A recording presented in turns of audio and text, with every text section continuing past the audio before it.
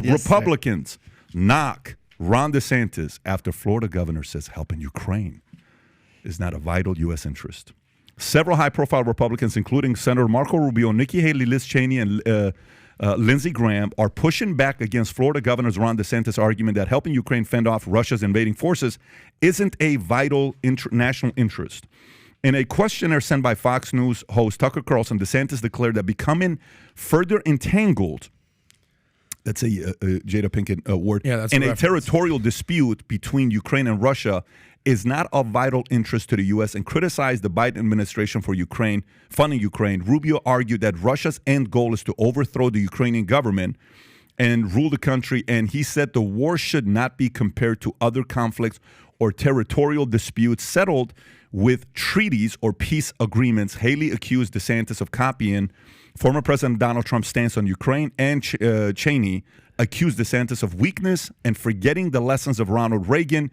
Graham tweeted that allowing Russia to succeed in conquering Ukraine invites aggression by China and Taiwan. Thoughts? I have a hashtag called Limbs for Liz, where people who lost their arms and legs in military service can send their prosthetics to Liz Cheney's house because there's not enough corpses and dismembered people for her taste. She needs a second house. She needs a second condo. This woman is pure evil. And frankly, my understanding is that she was the model for Miss Piggy. If you put a picture of them side by side, you can't see the difference.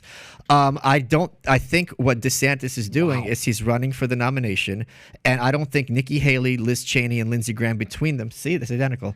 If you have any, am I wrong? So funny. That's offensive, Michael. It's why? Because it's haram.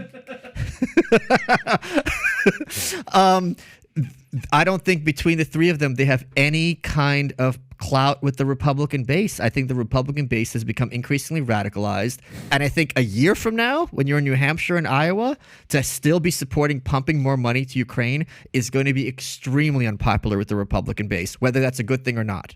Adam.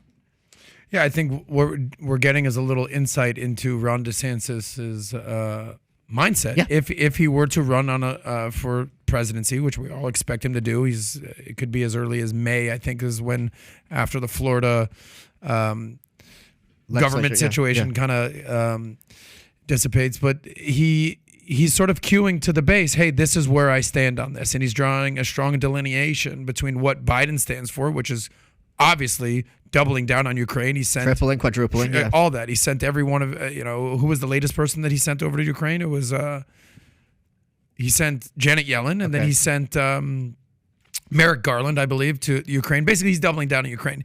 He's basically saying this is the difference between me and Joe Biden. And if that is who ends up running against, if he does get the nomination, he's sort of giving a heads up. This is where I stand. And here's why this is smart, because the big whispering campaign coming out of Trump and MAGA world is that DeSantis is a closet neocon. When he was in Congress, he's basically another,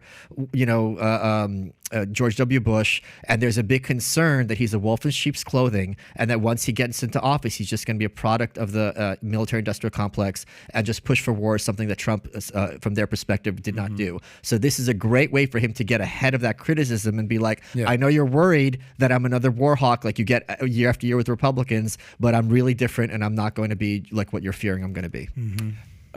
I think I agree with that to a certain extent. It's really early, and that's what every time I see these things here, I just bang it around in my head. It's just like, okay, next. It's really early. Nikki Haley has her motivations clearly. Lindsey Graham and Liz Cheney, they've got their motivations. And I think also the classic technique, of whenever you have somebody emerging is to start picking at them. Mitt Romney didn't have the entire Republican Party behind him when he was emerging. People were picking at him. I think, it's power brokering. It's people like Nikki Haley. She's competing with him. She's a competitor. Just call it. She's competing for the Republican nomination. So she's a hard-nosed competitor. So we're not surprised about her. Yeah. Check. And everybody else has got their motivations, and he is the emerging front runner. And I think a lot of people are trying to shift the power where they want it to be. One of the things that I think is a sign of a guy that's got the chances of winning is you have to take a hard position and get a ton of backlash and still stand firm. And then the market says, wow, Good for him. And then the argument creates momentum, kind of like what you're doing, right? So think about like your argument of, no, let me tell you, here's an da-da-da-da. So okay, well, maybe he's got a point. Now you got to have your tipping point for that argument to really go. Right. But I think DeSantis has to take this position. I think it favors him. Now, whether people like it or not, it is what it is. There's a lot of people right now that are kind of sitting there that were all pro-Ukraine. Let's help these guys out. Change the flag colors on my Twitter profile now. It's like, I don't know about all this money that we're spending and we're experiencing in America. So I think it could help them out position-wise.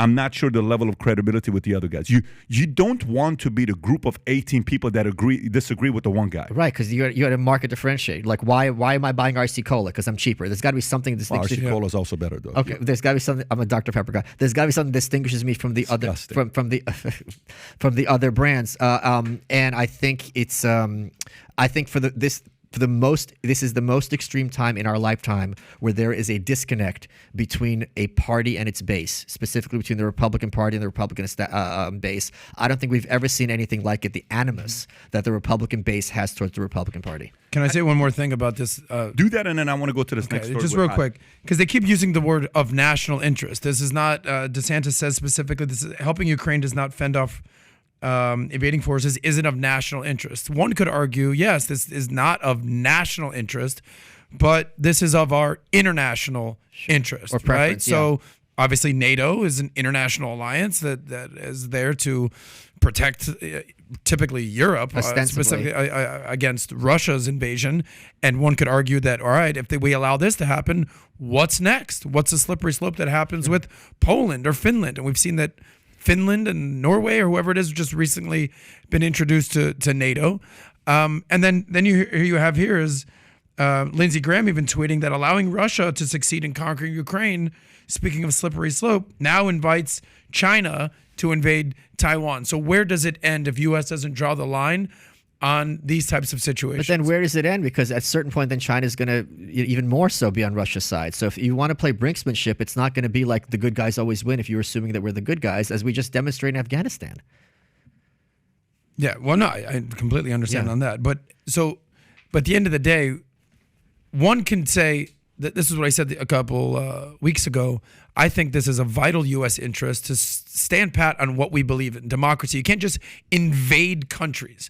I think that's something that we should, whether it's soft power, hard power, throwing money on it, that we should stand behind. Are you willing to send troops? This is not whatsoever. The one that you could always argue is how much money. How much money can we be spending? Where do we draw the line on that? Right now we're at $100 billion. Are we willing to commit another $100 billion? How about $1 trillion? We spent $1 trillion in Afghanistan, if not more. We spent $4 trillion fucking dollars in Iraq. So one could argue, hey, the money just doesn't make sense whatsoever. But standing firm on what we believe in, I think there's no amount of money that we can put behind that. Would you regard it as somehow wrong if Putin started targeting American resources? Like if he started bombing American bases? Well, now just somewhere. Would you regard that as somehow illegitimate? What do you mean by illegitimate? Meaning like, okay, is that an act of war? Then yes. But the point being, like, would you be surprised? At a certain point, if you're going to keep funding his opponent, we start becoming parties to this war ourselves. No question about it. Yeah. So you're playing a very dangerous game where it's easy to be like, we're the good guys, we're for democracy, you're not going to do it, but we're not going to send troops. Yeah. At a certain point, he's like, fuck you. Yeah, and that's going to be that's something I'm terrified of. Totally understand, and that's a great argument. But at the other end of the spectrum is, all right, do we just allow Putin to do whatever he wants with no consequences, and we don't step up? We're America. I mean, like, the world goes as America sort of goes. Like, if we don't step up, if we don't lead, who leads then? China? Russia? Iran?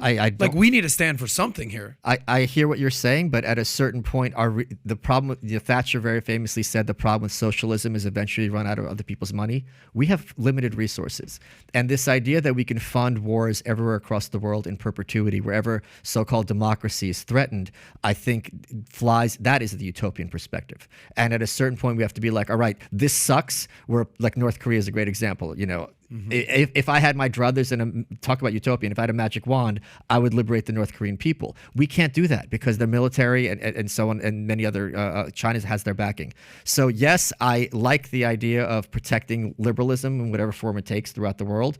But at a certain point, we're making ourselves the targets, and we're going to have other 9/11s. Yeah, I agree, and that's essentially my point: is that what amount of money are we willing to commit to this? I think speeches, soft power, saying what we believe in, that doesn't cost anything. And I think that's what we should be doing. And I think it's fully in our right to argue, hey, this is where else could this money be used? I think that we need to stand for what we believe in and not invading sovereign nations. I think it's sort of tantamount to democracy. But what does stand for what we believe in mean? That can mean anything up to boots on the ground. If I'm not sending troops, am I really standing for what I believe in? If I'm not, putting lives in risk? Or I'm just talking out of my ass at that point, right? You're saying that you have to send troops or send If I artillery really want to stand for what I believe in, then there's no price too high. The heavens fall. Are you going to the speech he gave about Americans will need to send their sons and daughters? No, I'm just going to his point that, look, listen, if we have to stand up for what let's make Putin, it makes it even easier. If it's like Putin's like a Hitler figure, like really just pure evil, and the Ukrainians are all angels. Which he's not, and that's part of the problem. No, but the point is, people are kind of labeling him that. Are you comfortable always allocating, no matter how many resources we have, to always fighting dictators? And at a certain point, the answer is we can't. At a certain point, we're going to run out of military, we're going to run out of weaponry, we're going to run out of people's patience too, and that's the big problem. So if you like this clip and you want to watch another one, click right here. And if you want to watch the entire podcast, click right here.